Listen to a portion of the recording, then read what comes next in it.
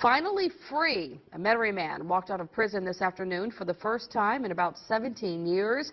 Nathan Brown's rape conviction was thrown out last month following the results of new DNA testing that exonerated the 40-year-old. WDSU reporter Andy Cunningham is live with more on how Brown did just hours after becoming a free man. Andy? Pretty neat moment, Camille, to watch Nathan Brown reunite with his family and friends today, and he allowed us to be a part of that reunion this afternoon just hours after his release from prison.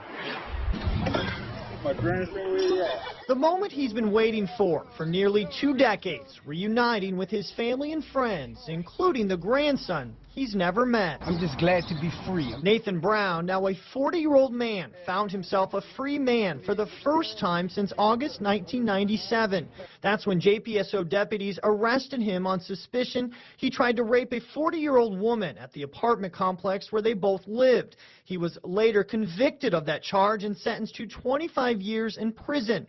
But with the help of the Innocence Project, Brown's case was reopened, and DNA evidence found on the victim's dress exonerated Brown. I'm just glad to be here today with my friends and my family, and Miss Gina and Miss Vanessa and Miss Stephanie, and just glad to be free. I just thank God for it. Sitting to his right and left Wednesday afternoon, attorneys for the Innocence Project.